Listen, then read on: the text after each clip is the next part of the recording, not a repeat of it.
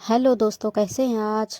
आज की कहानी का नाम है कदर। अरे प्रियंका, जरा सिंक में पड़े बर्तन को साफ कर देना। मम्मी जी की आवाज़ प्रियंका के कानों में टकराई। जी मैं अभी करती हूँ। 1 साल की बेटी टिया को तैयार करती हुई प्रियंका ने जवाब दिया। बेटी को सुलाकर वो बर्तन साफ करने लगी। प्रियंका बर्तन साफ कर ही रही थी कि देवरानी पायल आई और खाने के झूठे बर्तन रख कर चली गई। बर्तन साफ करके हटी ही थी कि पापा जी ने पकौड़ों की फरमाइश कर दी। प्रियंका पकौड़े बनाने लगी। ये सारा काम खत्म करके देखा, घड़ी में 4 बज रहे थे। उसे जोरों से भूख लगी थी। वो खाने बैठी तो देखा एक ही रोटी बची थी। आज भाभी ने खाना बनाया था। उन्हें इतना भी नहीं पता कि घर में कितने लोग हैं, उस हिसाब से रोटियां बनानी चाहिए। वो गुस्से में बड़बड़ाती हुई एक रोटी सब्जी से खाना खाने लगी। प्रियंका और शरद की शादी को लगभग 5 साल हो चुके थे। घर की तीनों बहुओं में प्रियंका दूसरे नंबर पर की बहू थी। जेठानी नेहा और देवरानी पायल अक्सर प्रियंका के इमोशनल होने का फ़ायदा उठाती थी।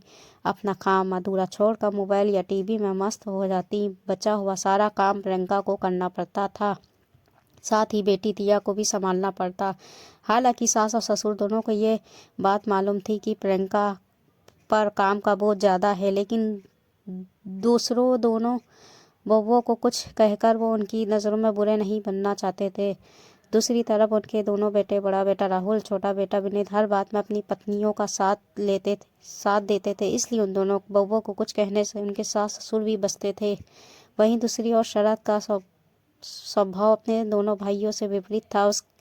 उसके लिए उसके माता पिता सर्वोपरि थे। वो प्रियंका को चाहता था, लेकिन बात जब माँ बाप पर, भाइयों पर आती तो उसे प्रियंका गलत लगती। प्रियंका जब भी उसकी सामने इन सब बातों की प्रियंका शिकायत करती, प्रियंका को ही समझाने लगता। अक्सर उन दोनों के बीच इन्हीं बातों को लेकर मन मुटाव चलता रहता। वहीं दूसरी ओर दोनों भाई अपनी अपनी पत्नियों के साथ सुख वैवाहिक जीवन बिता रहे थे। प्रियंका भी बड़ी इमोशनल थी। वो किसी को कोई जवाब नहीं दे पाती थी और अंदर ही अंदर घुटती रहती। इधर शरद के माता पिता में से जब भी कोई बीमार होता या घर का कोई और कार्य होता तो दोनों भाई कोई ना कोई बहाना बनाकर टाल जाते। वही शरद ऑफिस से छुट्टी लेकर भी वो कार्य करता। शरद प्रियंका का साथ नहीं देता।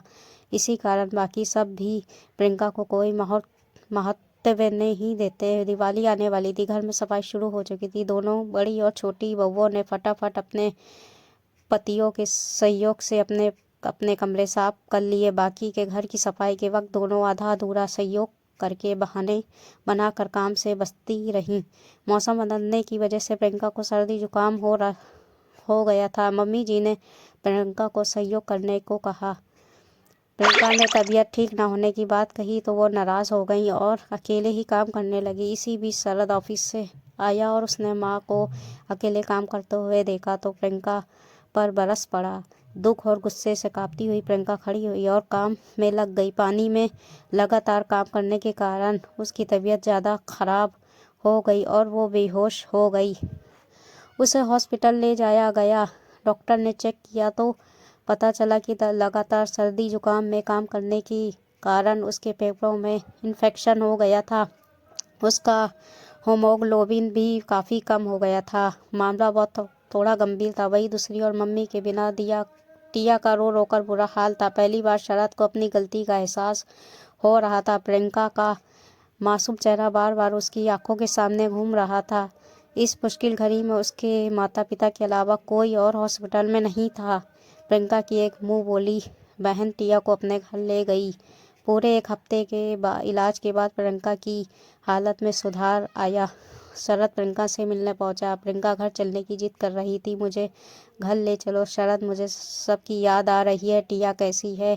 दिवाली आने वाली, सारा काम बाकी है, कैसे होगा सब? प्रियंका बोले जा रही थी।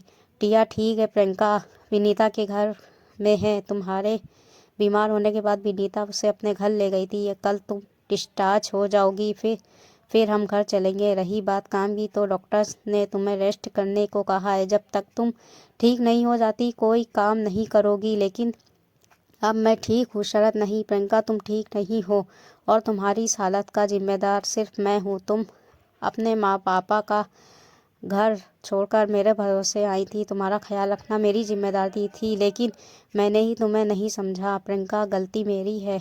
मम्मी और पापा भाइयों के प्यार में मैं इतना अंधा हो गया था कि तुम्हारी ओर ध्यान ही नहीं दे पाया।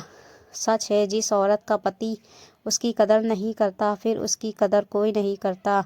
मुझे अपनी गलती का एहसास हो गया प्रियंका। मैं आज ही माँ पापा से बात करता हूँ। अब से घर में सभी लोग बराबर काम करेंगे और अगर कोई आपत्ति हो तो वो अलग रह सकता है। अब से मैं तुम्हारी हर छोटी से छोटी खुशी का ध्यान रखूँगा। प्रियंका, तुम मुझे समझ गए। मुझे और कुछ नहीं चाहिए शरद, आज मुझे मेरी सारी खुशियाँ मिल गई। कहकर प्रियंका ने शरद के कंधे पर सर रख दिया। शरद ने भी हौले से प्रियंका का हाथ दबा दिया और इस वादे के साथ कि अब से वो हमेशा प्रियंका के साथ साथ खड़ा रहेगा। आपको कहानी कैसी लगी? कहानी अच्छी लगी तो लाइक करके सब्सक्राइब कर दीजिएगा। ऐसे ही हम आपके लिए मज़ेदार कहानी लाते रहेंगे। अब हमको इजाज़त दीजिए, कल फिर हाजिर होंगे एक नई कहानी के साथ। अल्लाह हाफिज़।